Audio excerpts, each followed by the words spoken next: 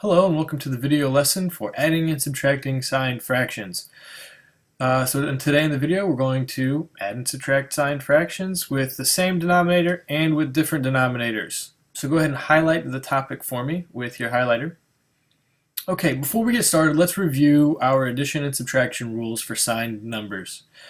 For addition, if we have the same sign, we're going to add the numbers and keep the sign. If we have different signs, we're going to subtract the numbers and use the sign of the larger number. And for subtraction, we're going to add the opposite of the second value, and then we're going to follow our addition rules. So let's look at our first set of examples here. For example A, I have negative 1/5 plus 3/5. So what situation do I have? Well, my signs are different. So let's make that note. We have different signs. And different signs mean that we need to subtract. So we need to subtract the two values. So here I need to look at subtracting 3 and 1. So 3 minus 1 is 2. So my answer is going to be 2/5. And now I need to decide whether it's going to be a positive or a negative. Well, I keep the sign of the larger number. So 3 is larger than 1. And the 1 is negative, so it's going to be a positive 2/5. That's the solution here. Let's look at the next one. I have negative 4/5 minus negative 3/5. Well, that's subtraction, so I need to add the opposite of the second value. So I'm going to add the opposite, or keep, change, change. Add the opposite of the second value, so it's going to become addition of 3/5. So now my new problem is negative 4/5 plus positive 3/5. So let's rewrite that out here. Negative 4/5 plus 3/5. So I changed my subtraction. Now I have a new rule that follow my addition rules, and my signs are different. So we have different signs. We're going to subtract again.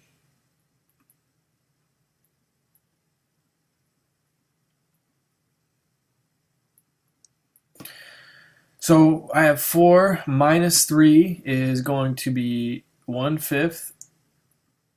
And since 4 is greater than 3, it's going to be negative 1/5 is my solution. Part C, I have 7/8 plus negative 5/8. Well, here I can jump straight to following my rule. 7/8 plus negative 5/8. I have different signs, so I need to subtract.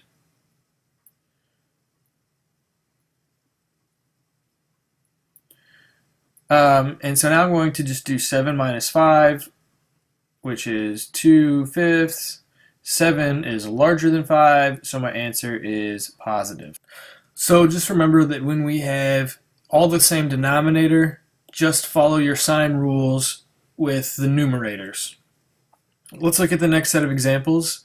It says to simplify, and let's look at part D. I have 3/5 plus negative 2/3. Well, I have different denominators, so I first need to find my LCD, and then I can follow my sign rules. So there's 2 steps here. Find the LCD, and then you follow the rules.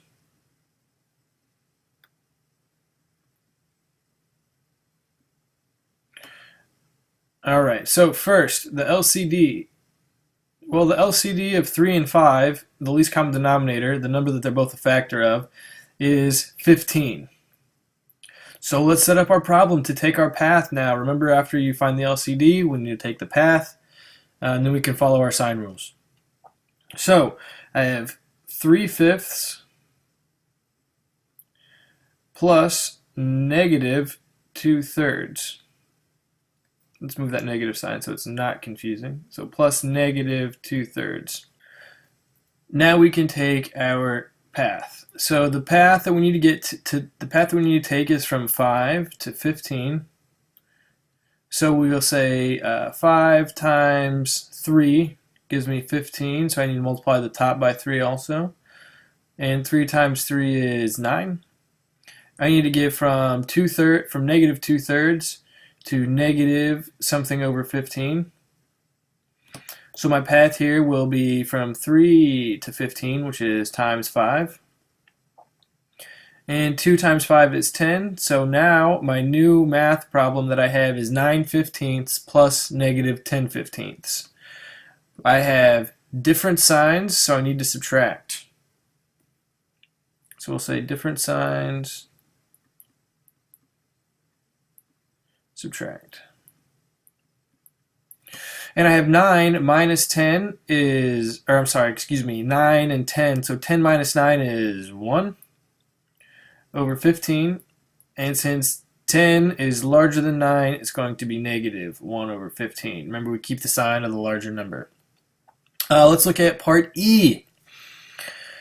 Part E, I have negative 5/9 minus 2/9. So first I need to find my LCD and set that up. So my least common denominator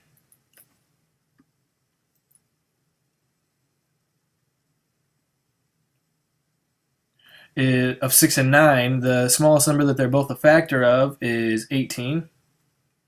So now I can set my path up. I have negative 5/6 minus negative 2/9.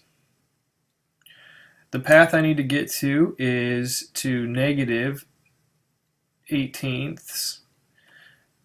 So from 6 to negative 18, it's times 3. And so I have to multiply times 3 on top, and that gives me 15. In my second number, negative 2/9, I need to also get to something negative 18ths. So my path from 9 to 18 is by 2. I take that path on top. And 2 times 2 is 4. So now I have negative 15 18ths minus negative 4/18. So now I can follow my subtraction rules, which is to add the opposite value of the second number. Now I can follow my addition rules. So my addition rule for different signs is to subtract.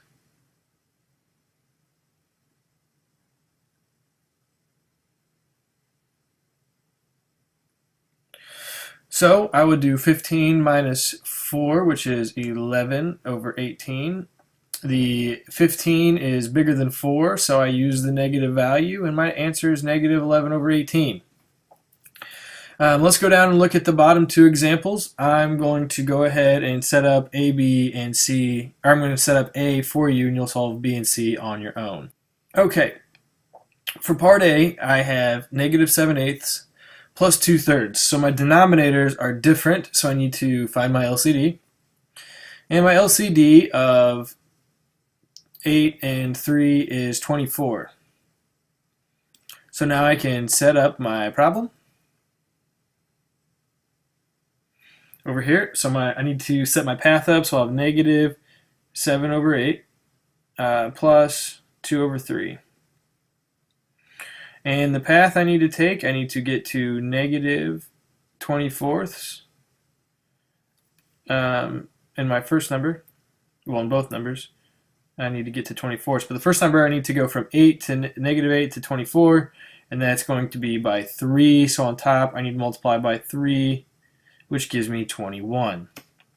On bottom, I need to go from 2/3 to something over 24.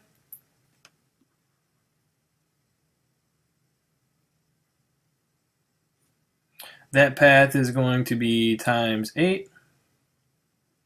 So I do the same thing on top, and I get 16 over 24.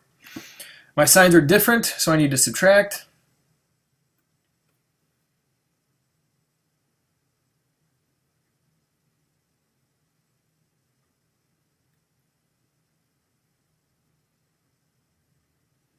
My signs are different, so I need to subtract. So I would do 21 minus 16, which is 5 over 24.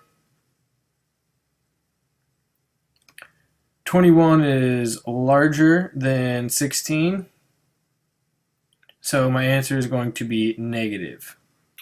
Here we have the solutions for B and C. For negative 3/4 minus 1/6, our LCD for 4 and 6 is going to be 24, so we can set our path up here. So from 3/4 to 24, we've got to multiply by 6 on the bottom and the top to give us negative 18 over 24. To go from 1/6 to 24, we've got to multiply by 4 on the bottom and the top to get 4 over 24. I've got subtraction, so I've got to add the opposite value, so I've got to make the subtraction addition and turn 1/6 into negative, so it becomes negative 4 over 24. Now I can follow my addition rules. I have negative 18 plus negative 24, so my signs are the same, so I'm going to add them together to get negative 22 over 24. They're both divisible by 2, so I reduce them to negative 11 over 12. For part C, I've got negative 2/5 minus negative 1/3. My LCD for 5 and 3 is going to be 15, so I can take my path over here. My path for negative 2/5 to 6 to 15ths is going to be by 3, so I multiply the bottom and the top by 3, which gives me negative 6 over 15. My path for negative 1/3 into 15ths is by 5 on the bottom and the top, which gives me negative 5/15.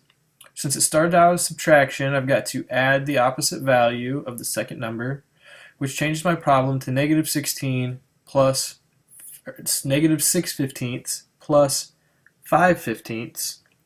Now since I have different signs, I need to subtract.